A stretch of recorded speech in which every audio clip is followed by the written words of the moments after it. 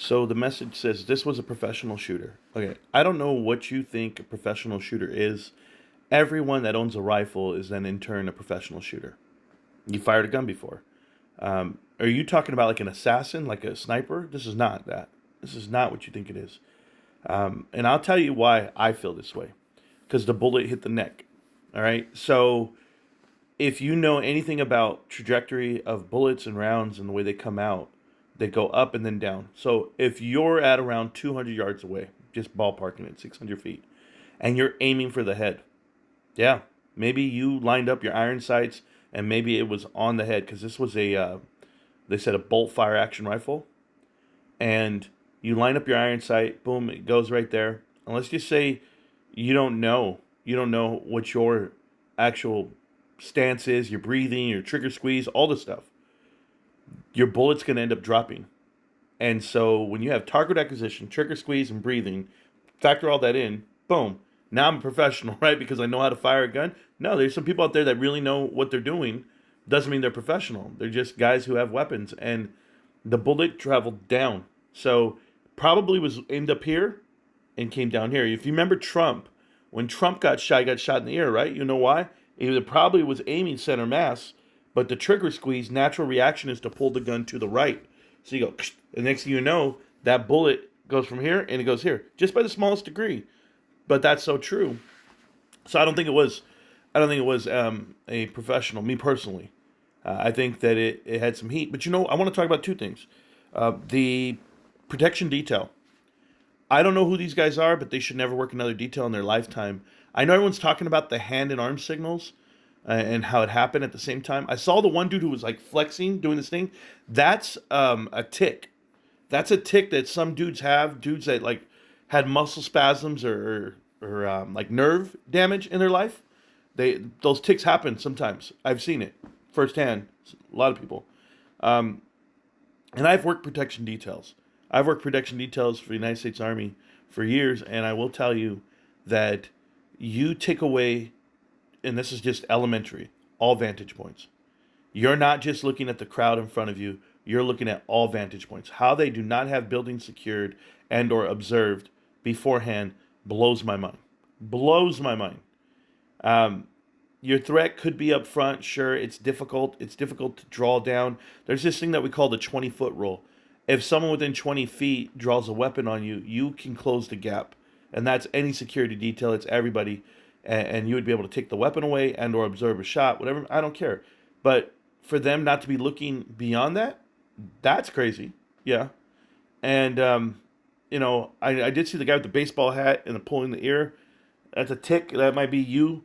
I'm gonna fix my hat, and then I just happen to grab my ear because it itches. Maybe it's coincidental. Maybe it's not. I'd look into it. I'd ask. But I'm more curious of the person asking the question, at the timing of that, and the shot. That's what I'm more curious about, because I doubt the shooter could hear the speech and what was going on, and very far away, and far away enough and high enough to have that viewpoint. But he set up within the 30 minutes to 40 minutes of it happening. You can't tell where you're going to set the easy up, and are there going to be signs obscuring the view, and so I don't think it was like a day planned out the day before. So there's that. So no, I don't think it was professional.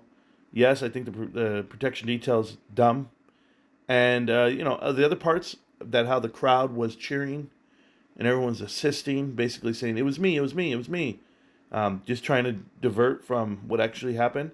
Those people are sick. They have like they have a sick agenda in their brain, and any person that celebrates the death of another doesn't deserve the air they breathe. I'm sorry. And I'll tell you this till I'm dead. I remember I was numb when Osama bin Laden got assassinated. When they said, "Oh, we got him, we killed him," and everybody was like, I saw people hand clapping and high fiving. I didn't feel that way. That's not how I felt. Because yeah, I know they speak bad about America, and yeah, there's probably some terrorist attacks, but I know what the buildings were.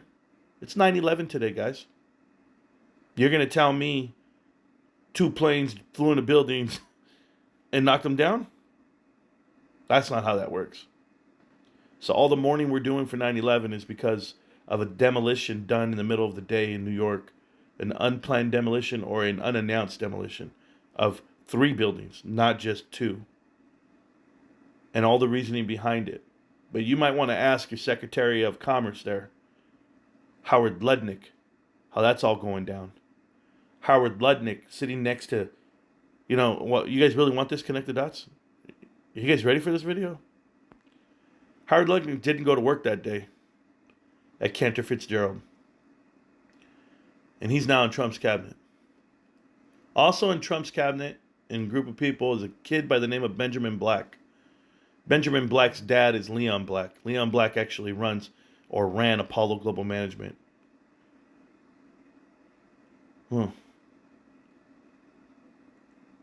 Leon Black went to Russia with Trump in 96. Went to Russia with Trump in 2017. Leon Black paid $250 million to Jeffrey Epstein. 170 to Jeffrey individually, and 80 or 60, I think, 60 plus to get out of jail free card in the Virgin Islands. It's okay. The Virgin Islands, the same Virgin Islands that allowed J.P. Morgan to pay $70 million to get immunity from all those crimes committed on their islands. And it was just announced yesterday that J.P. Morgan, I guess, laundered or funded, I don't even know how you say it, over $1 billion to Jeffrey Epstein in transactions over the years. So that gets announced, and then this happens. So, yeah, it's pretty crazy that these guys are allowed to do what they do.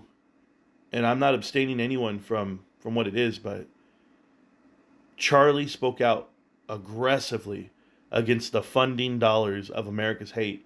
And if you don't know what I'm talking about, I don't say the words. I let you do the homework. But you got to follow private equity. You got to follow who's involved in these incidents and who benefits from them. That's it. Good luck to you guys. Peace.